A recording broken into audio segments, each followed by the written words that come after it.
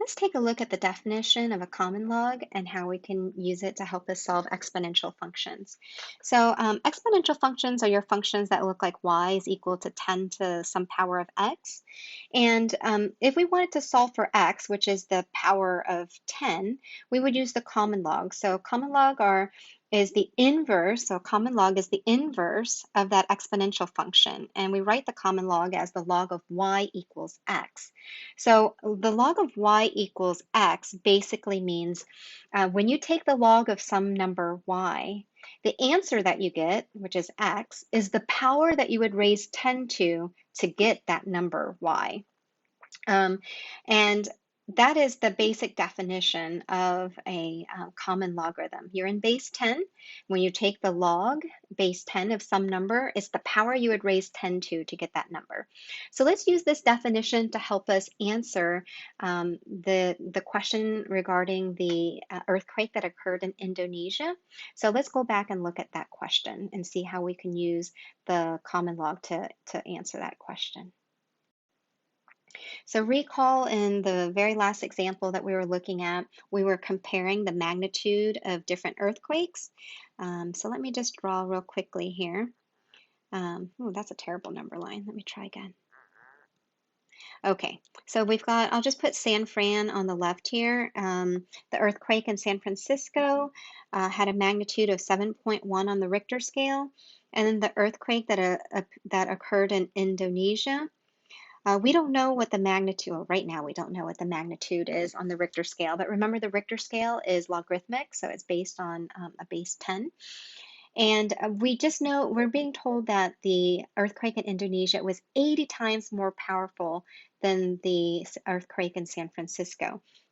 So 80 times more powerful means we're trying to figure out 10 to the what power equals 80. So that x, this tells us how much bigger the magnitude of the earthquake in Indonesia was compared to the 7.1 earthquake in San Francisco. Okay, so we had mentioned that 80 is not a multiple of 10, but we do know that 10 to the first power is 10 and 10 to the second power is 100. So x is probably going to be some number between 1 and 2, but probably closer to 2 because 80 is somewhere between 10 and 100, but as you can see, it's closer to 100 than it is to 10.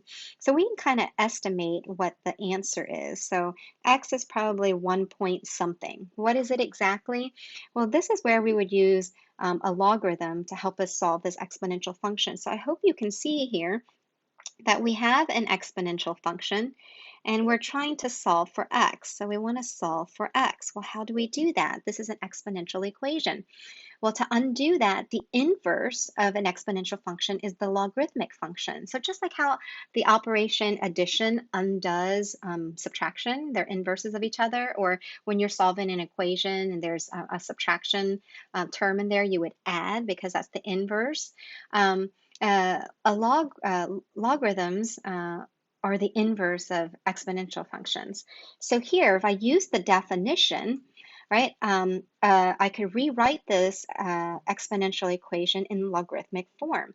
So 10 to the x, let me just write it to the right here. 10 to the x is equal to 80. I could rewrite this. If I take the log, so we're in base 10 right now. Notice that the base of this exponential function is base 10. So you don't have to write the base here, but I'll write it just so that you know you're in base 10.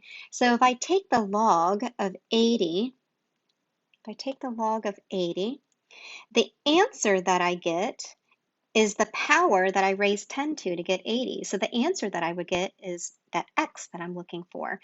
So this is where you would go to your calculator, and on your calculator, you would just take the log of 80, and you'll see that the log of 80 gives us 1.903. So on the Richter scale, that means that the earthquake in Indonesia was 7.1 plus 1.903, right? Which tells us that that is approximately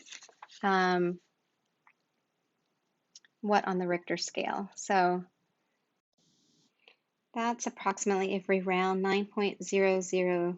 0.903, that's approximately an earthquake with a magnitude of 9 on the Richter scale. Okay, in the next slide, I'll show you how to put this into your calculator to get 1.903. Okay, so on your calculator, the common log button is in that first column right there. So I just highlighted it in red.